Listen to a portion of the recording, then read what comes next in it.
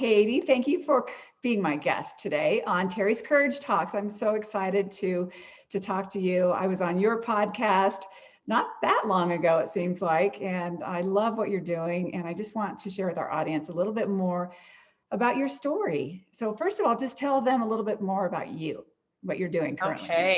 Okay, I can do that. So I do have a podcast right now. It's called For the Love of Literacy. I've always loved reading. I was a teacher. I'm now writing children's books. So literacy is a big part of my life. And my first children's book comes out in September, which is next month. That's crazy, but it's Congratulations. here. Wait, tell everybody the name of the book. Sophie Stands Out.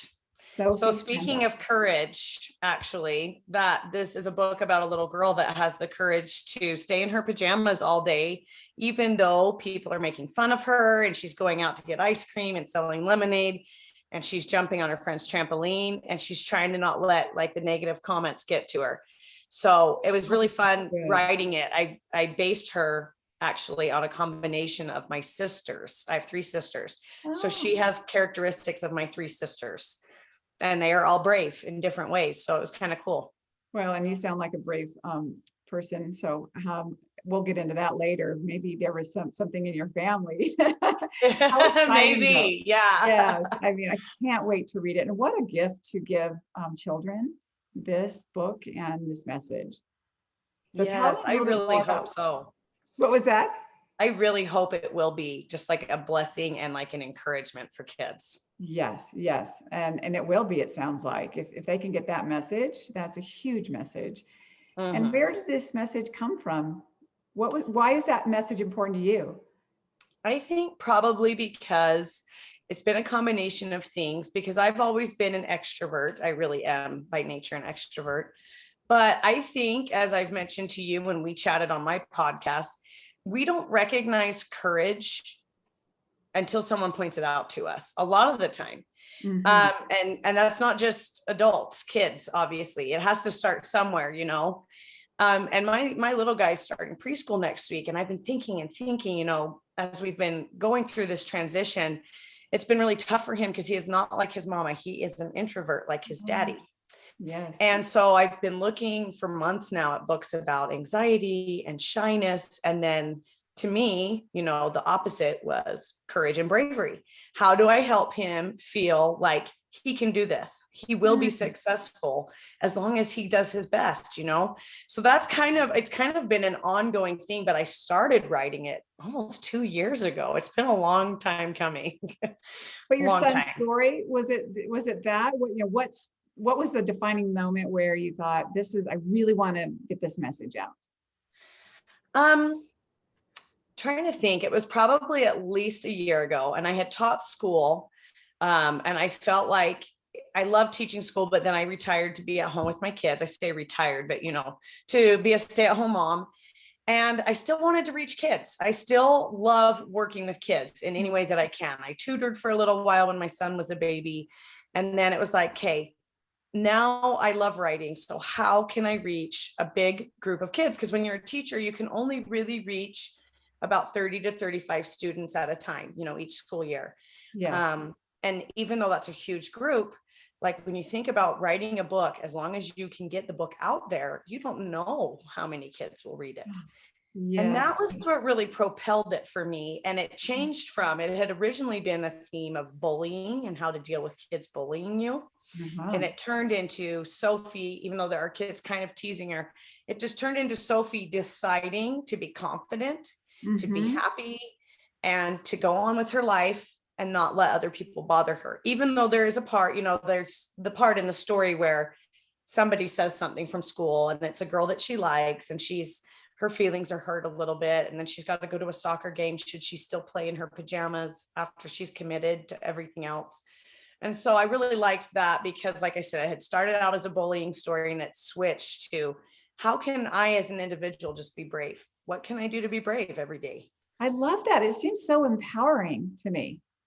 And that no matter what's happening on the outside, and this is such a great message as a child going through school, and you know, they face so many different things. Bullying's one of them, but to be who you are and be confident in that, And regardless of what people are saying or anything, this is really a key message, I think, to give them stability and courage, and to be courageous and strong growing up and facing these things for the rest of their life. Right. Because and that's why I feel like I really, yes, you write children's books for children, but you also write it for the adults in the children's lives. So this is Yes. also meant to be a tool in our back pockets as educators, as parents, as teachers, as tutors, as librarians or preschool workers. This is meant to give everybody that little boost, that it is okay and it's actually awesome. There's a point where she literally thinks to herself, it's okay to be different. I'm Oh, happy with who I am. And that's such a message that our kids really need, because there's too much pressure all the time to be like everybody else and to fit in this niche and that group and whatever. And I really I think that was what really motivated the story too, is that I never really liked belonging to a group or a clique. I just liked having friends where I found them, and I think that is, like you said, one of the harder things in school and growing up is learning to love who you are and then making friends. It's actually really tough. And especially when you move, or there's just certain personalities that don't do well together. And there's all kinds of scenarios, but I do hope this story will encourage kiddos. Yes. Well, this is such a gift to your own children, to all children, and bonus, the adults that are reading them also, they might get that message too. Yeah. So it's I just can't wait. It's really right around the corner, and I want to make sure everyone can get a hold of it. And I also want to talk to you a little bit about what our subject today, which was courage. And I always like to ask my guests, in a new moment in time, right now, do you see yourself as courageous? And if it's a yes, then why? And if not, then also we'll get into that. Okay. I do consider myself courageous right now. And some things we're kind of in the middle of, putting a book out. The podcast, I think, to be honest, even though I've been doing it for over a year, it takes courage to keep it going, because some weeks we have really good stats and ratings.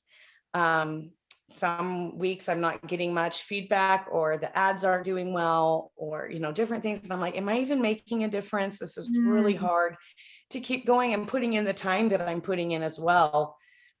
Because podcasts do take a while. They do. I'm glad I got to come on your show. It's kind of a break, because I'm not having to edit it, Exactly. And then another thing that you and I talked about a few months ago, because was it last year that we talked, or the beginning of this year? I think it's the beginning of this year. It's all a little bit of a blur, isn't it? Right. I had lost a baby. We were expecting our third baby, and I lost a baby in the fall last year. And it was really hard. It was very emotionally difficult. It was physically difficult. And we're actually expecting again this time. Our baby is due January. Thank you. This January? Yeah. Wonderful. Congratulations. So right after the holiday season. Thank you. And I am really excited.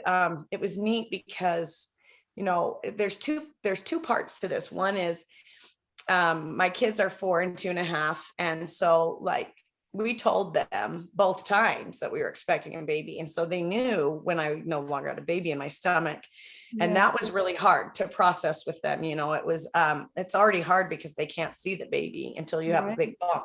Right. And then the second thing that's been really interesting this go round, as I've done better and I've been healthy, and hearing the baby's heartbeat and just getting that reassurance that I did the right thing, we were courageous and we're being rewarded, is that my son, he's very, oh my goodness, he's just like a sponge, just remembers everything. He knows that I had a C-section, an emergency C-section with him, and a repeat with sister. And so he knows it's just a surgery, but he came up to me at breakfast and asked, where they were going to cut me and how they would get the baby out. And then he was like, Mommy, I'm proud of you. I'm proud of you, because that's hard. And it was just so sweet, because I actually had struggled with guilt for a while, even though he was emergency C-section. I thought some people probably feel like I took the easy way out, but C-sections are not easy. It's a surgery. Your body is healing. It takes longer actually than natural birth most of the time. And Yes. so like, I learned that, like, I think you do have to be brave to, like, first of all, get pregnant again, and then submit yourself to the process to get the baby here safely. And You so do. You that's do. really personal, but I feel like that will add to, not just that we got pregnant again, but going forward, what courage is required from me. That's a great example of courage. And, there's so many people that are going to be listening to this that have gone through something like that. And it is something you cannot explain to anyone else. And in No. life, you are faced with some things that you can't explain and that are they're very, very, very painful. And a lot of people never recover from them and they can't get back up and try again because of the pain. And Right. it does take courage to get over the pain and keep going and have some hope for something different or something new. And that's what you just did. And so I just want to applaud you for that and congratulate you for not Thank giving you. up. Thank you. I And, appreciate that. and you're one of these women, when I wrote my book about 100 Hearts and I did a survey about courage, and I wanted to understand this exact question of, when something difficult happens, why do some women give up and some keep going and sometimes become even stronger and better? And you are that typical person, not typical, but there's so many women out there that do everything. They literally do everything. They're being a wonderful mother. They are, wonderful wife, partner, and they also are continuing their passion and their Mhm. career. And then they have some setbacks and then they don't give up, but they're still handling everything all at the same time. Yet a lot of people, particularly women, don't see themselves doing all these things and seeing themselves as courageous and strong. Right. We wear a lot of different hats. And I think, that's a good point, because sometimes I don't think about like my marriage as, requiring courage, but it actually does, because there are times that I'm like, well, we've been married, almost 8 years, but I still like don't know how to handle this situation or how to bring up this topic. And I'm going to try to figure that out and spend time and work through that with him. Like those are moments that require courage. Or Mhm. even just like thinking, we always overanalyze as moms, like, am I doing enough for my kids? Did I Oh, feed them enough? Did we do enough art? Did we read? Did we play? And did they feel like they were loved? Is basically oh, every day. And trust, really, that's the big thing at bedtime. Like, did they feel loved? And then I'm squeezing in writing time and podcast time, just a couple hours a day, because I'm mostly dedicated to just being a stay-at-home mom, and I love it. I yeah. love it. It's actually very fulfilling for me. But I think, that takes courage too, because I know that I could be in a classroom earning a salary, and when you write a book and other things, you're actually investing a lot of money. But I know I could be tutoring or teaching right now and earning a salary for my family. But my husband and I both agreed that we wanted me to be at home with the kids. And so I am continuing my passion. It's fun that I've been able to explore that through the podcast and starting to write children's books, albeit at a slow pace. But there's no rush. I mean, like, I've started something I really love, and I want to really make quality, contributions to the world. So Oh, and you are, Katie, you are. So and I just want to just thank you so much for being you and dedicating yourself to making a difference and being an incredible person and mother. And I can feel your passion. I really feel it.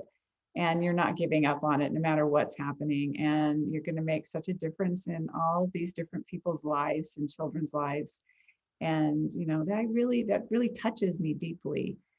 And thank you. so what kind of client, what kind of what guests would you like on your podcast, just so that we can put a shout out Oh there? yeah. And also, yeah, so we'll make sure that we put the link so that they can find you and also find your book when it comes out, and we can do a big, Yeah. huge celebration. I would love that. Yeah. So, first of all, as far as guests go, I am pretty open to a lot of just connections to literacy. So that can include, and I love interviewing other authors, Yes. teachers, librarians, tutors. In fact, I just the episode that came out today was with Progress Parade, which is a tutoring company geared towards kids that have reading disabilities or are struggling readers, especially like ADHD or diagnosed with similar diseases. And like, that might seem weird because it's a little bit, but it's still literacy related. So like, Yes. that's why I say it's kind of like an open net. People that have written books, people who are teaching literacy, people, like that includes paraprofessionals and teachers, librarians. And then I always love to have authors on. That's so fun. Okay, great. And I know a lot of the authors also. So I'll make sure that Yeah. we find you, and so we can continue your podcast, your successful podcast, and Thank you. follow you on your journey of writing children's books, which is so exciting. Thank And you. one last question before we wrap up today, and that is, if you have one last message for our audience about your journey of courage, what would it be? I think the biggest thing that I would say, and this may come from my little nook or corner of loving to work with kids, but it's never give up. And I think that the reason I say that, and I don't want it to be taken lightly, but it's also a simple piece of advice, is that some days you do kind of have to just pull yourself out of bed and go through the motions. Sometimes you do. Yes. It depends on what the, scenario is. But I feel like if you keep trying, that's what forges character, is that you are going on, even though it's been hard, even though you're hurt, even though you're injured, even though you're tired, and discouraged. I think like you just kind of keep going in the battle. And so like, I don't want to make it sound like it's like ongoing and there's no reward, but if you are persistent, maybe that's a better word, I think that you'll achieve that character and that courage that you're after.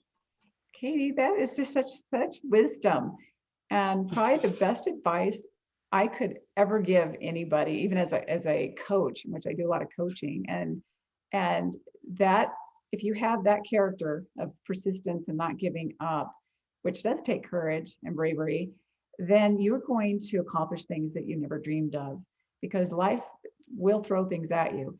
And that's the most beautiful advice. So thank you. And you're just, I can tell that you've learned a lot, and you want to give back from everything that you've learned in your life. And I really enjoyed this conversation today. Thank you. Me too. All right. So again, where can they find you? Okay. Yes. So if you want to buy my book, my blog is katiestorywrites.com, and it's Storey, Storey. Okay. And then my Instagram is pretty similar. It's Katie_storywriter. Perfect. And so those are the two most common places you'll find me. And then I'm also on Facebook under Katie Storey, and I have a literacy page that you'll find connected to Katie Storey. Okay, great. So everyone out there, I want you to connect with Katie, and congratulations on your new book and your success with your podcast. And we can't wait to follow everything that you're doing. So thank you for being my guest today. You're welcome. Thank you. Okay. Bye, Katie. Bye.